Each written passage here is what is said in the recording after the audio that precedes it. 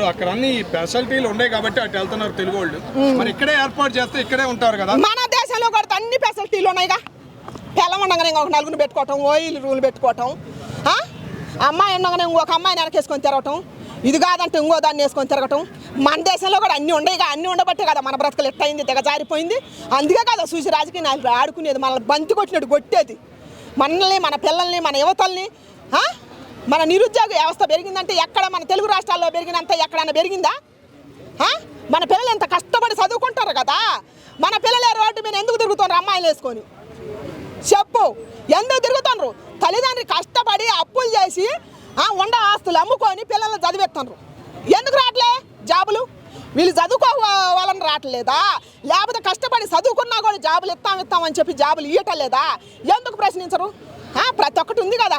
మళ్ళీ ఇది సాలదు అన్నట్టుగా మళ్ళీ సౌదమ్మా అని మేము బీచ్లో మందు పెడుతున్నాం, మేము బీర్ షాప్ ఓపెన్ చేస్తున్నాం, మీరు సపోర్ట్ చేయమని అడగటం. ఎందుకు సపోర్ట్ చేస్తారు? ఎందుకు సపోర్ట్? ఇంకా అంత మాత్రాన సపోర్ట్ ఎందుకు వెళ్ళలో పెట్టి తీసుకొచ్చి ఇంటింటికి తాగుబోతులు వాళ్ళే తాగుకుంటూ దొల్లుకుంటూ పిల్లల్ని కొడితే మీరు వాళ్ళ శవాల మీద పేలాలు ఏరుకొని తిని బతకొచ్చు కదా మీ పిల్లలు. వ్యూ బాగుందని చెప్పి ఓయే రూమ్ కూడా పెడతారండి బీచ్లో. పెడతారు కూడా, అవి కూడా పెడతారు. ఎందుకంటే బాగుంది కదా బీచ్, చల్లదనానికి వస్తారు. అంత దూరం ఆడబోయి చేస్తారు, అంత దూరం ఆడబోయి చేస్తారా?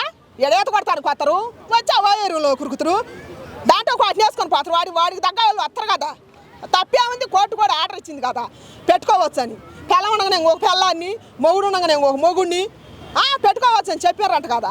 అందుకని వాళ్ళు ఇష్టం వచ్చినట్టు వ్యవస్థ ఏమి ఈ రకంగా దన్నుకొని పాడైపోద్ది. మీరేమో దోసుకొని మేళ కడుతురు. కానీ ఈ అన్నాలు బతుకుతున్నాయా?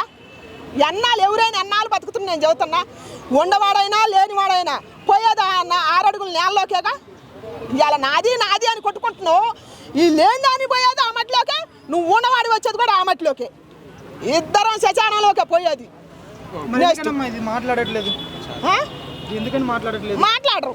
ఇది జీవించచ్చు. ఎవరు మాట్లాడతారు? మాట్లాడితే మనం బాగుపడిపోమా అంట. ఇప్పుడు నేను మాట్లాడుతున్నా, నాతో పాటు 10 మంది మాట్లాడుతుంది. మనం ఎదుగుతామా? మనం పైకి వస్తాం. మన పిల్లలు రాజకీయ నాయకులు అయితే మన మేళ మిద్దలు కడితే మళ్ళీ వాళ్ళని శాసించే దేవుడు